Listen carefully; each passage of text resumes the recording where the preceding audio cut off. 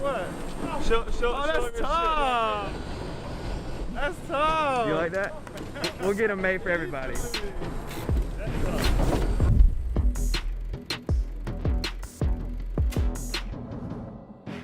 Charlotte hopes to maintain their momentum as they head west, a 6-game road trip ahead against some of the best competition in the entire NBA, including the #1 team in the association, the Utah Jazz.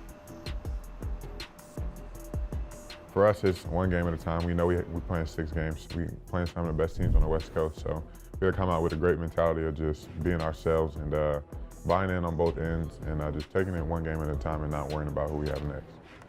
Everything that you've seen through this first half of the season, competing and developing and getting better. I mean, guys have made big jumps already this season. I think this team's going to compete every single night on this road trip.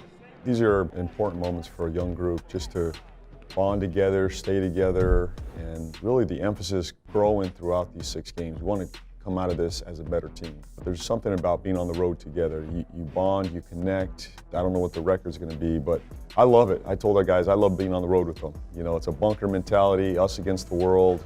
Let's go fight. We have to box out. So the thing is tonight, when shot goes up, you look to crack your man. You'll see in these clips, everybody crashes.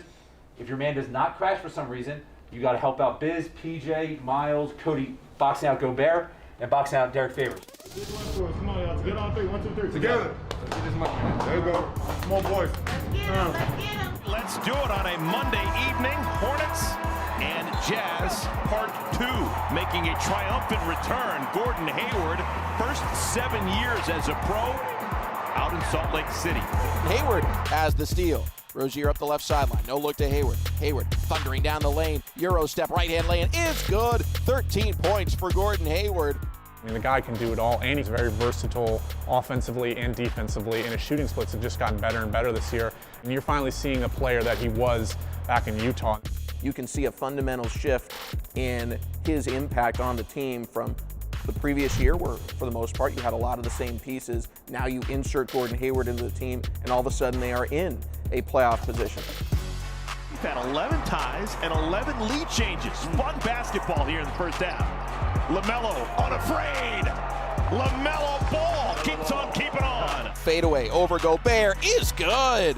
Gordon Hayward, 19 points. Charlotte, their largest lead of the game.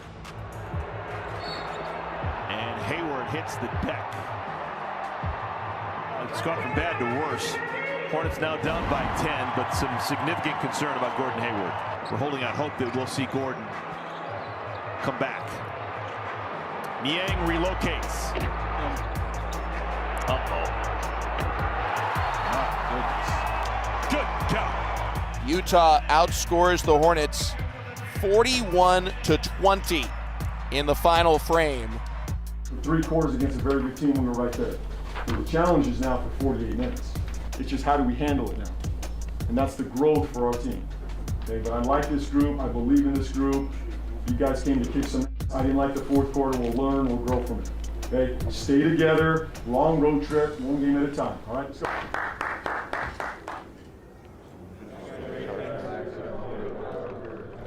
Make the right read here, Viv. We should be able to play from the pocket all night. We've got to trust you guys to make the right plays as well when we get that thing in the pocket. Okay? Just know that they're going to be ready to excel and making the right read. The Hornets Road Show continues in the desert. The ball bouncing in Phoenix tonight. The Hornets' first look at a rising power in the Western Conference.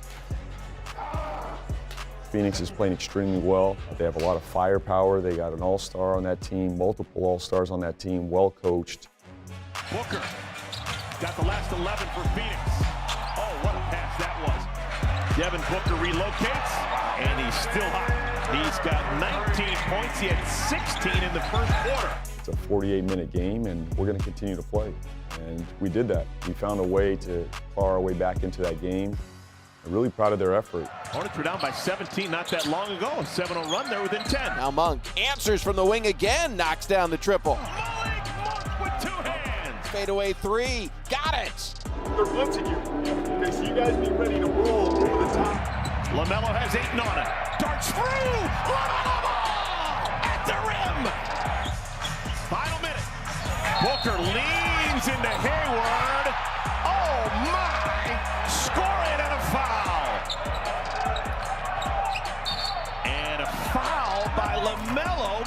the game alive. Oh my goodness! The floor stands. Phoenix basketball 1.2 on the game clock. 1.2. Paul will trigger the inbound. Hornets lead by 3. Gives it to Booker. Catch and shoot 3 at the buzzer. It's short. The Hornets have hung on to win.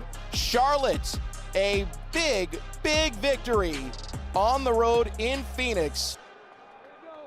We'll tell y'all somebody got to step up in every game, and whoever's stepping up, we're gonna find who it is, and that's us being a team, and that's us maturing too, and knowing that the next man has to step up. Well, I've been really impressed with the depth of this team.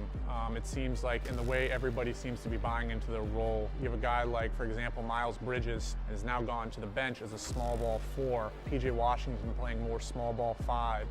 It's a new role for him. You know, his usage was up a lot last year, played a lot through him last year, and he delivered. He had a heck of a season. This year we've added 2 primary ball handlers, and they're eating up a lot of that usage.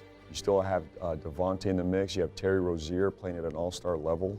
It's been interesting for me to try to get him back into the mix and get him the touches that we need and that he deserves. This road trip continues. Charlotte on the road in Sacramento, getting ready for their very first look at the Kings. Rebound tipped. Harrison Barnes has it, saves it to PJ Washington for a catch and shoot 3. Yes, sir. PJ for 3. Yes. He's got 18 points here in the first half. He's a heck of a player. We believe in him. We got off to a slow start, but I feel him coming on now. He's finding his way on how to get involved in this offense more. I'm seeing him impact on the defensive end more. And he really fits our group. We're a team that loves to play basketball at a high level, IQ, making, you know, the extra pass and becoming a playmaker. So I like where he's at. PJ didn't have it in his hands very long. 6-point ball game. Hornets still with the ball. Big shot. Barnes turns the corner and finishes with authority. Monk to PJ Washington. Steps to his left, fires the 3 straight away, splashes it through. PJ Washington. It's a career-high 42, and it's a 1-point game. It was like all in the pace of the game. It didn't feel like I was forcing any shots or anything. I mean, when I looked up, I had like 39 points, and I was just like, I mean, it didn't really feel like, honestly, it just felt like I was just playing basketball. So for me, that was probably the best part. It's just feeling like I'm just out here having fun. Still work to be done. 17 seconds remaining. The Hornets have to foul. Oh my! They have missed 6 straight free throws. A historic collapse. Hornets down 2. Tons of time. Stop and go into the lane, up off the contact lane. Yes, plus the foul. It happened so fast. We had 10 seconds left. I had to sprint down. I set the screen, and then I tried to go to the other way because De'Aaron played the screen. So instead of me just staying where I was, I popped out because I knew I just hit a shot, and I knew they had to play me. So the big man came with me a little bit, and I just gave Malik enough room to get to the rim and get a foul. That's what I'm talking about. No timeouts remaining. Healed. Yes! It's over. Another miracle after midnight. Part 2, stealing a win from the jaws of defeat. Unbelievable. PJ, resiliency. You guys ever heard me say this? You never drop the sword. You never drop the sword, right? Looks like this thing is dead in the water. We've done this how many times? Multiple times. Over and over and over. Never drop the sword is just, you know, to me it's resiliency. It's never giving in, no matter the deficit, no matter the opponent, no matter the score in the game. We could be down 10 with 3 minutes to go. We're going to find a way to get back in this game. And it's sort of that fighter mentality that we're never going to give in.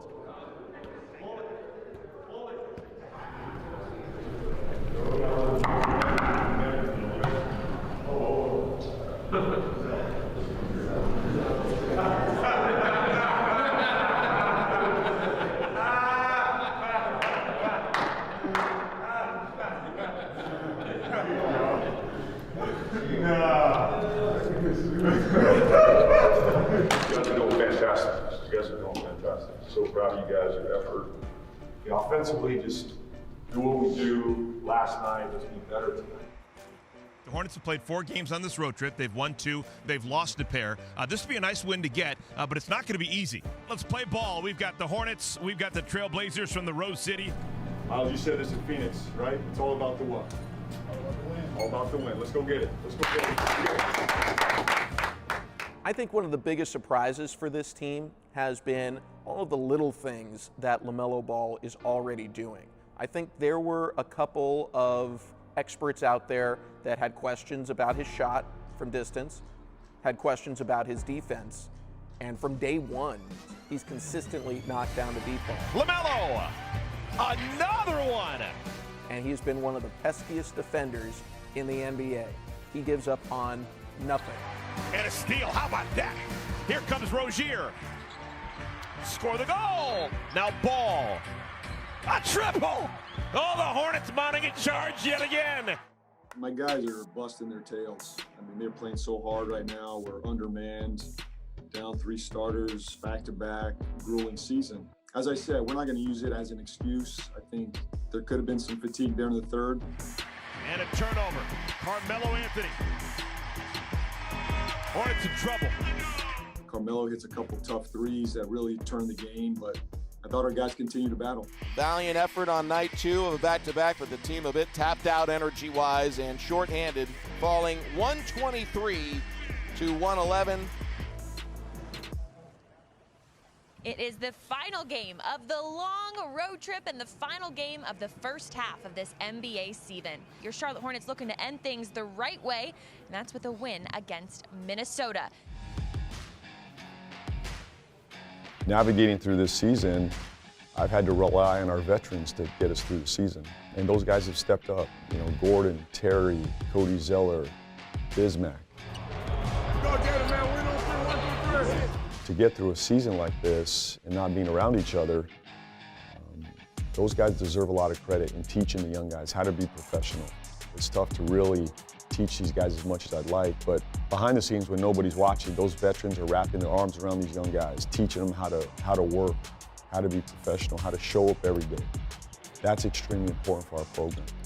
Having Gordon Hayward back really calmed the nerves. And in the third quarter, Terry Rozier says, give me the ball and get out of the way.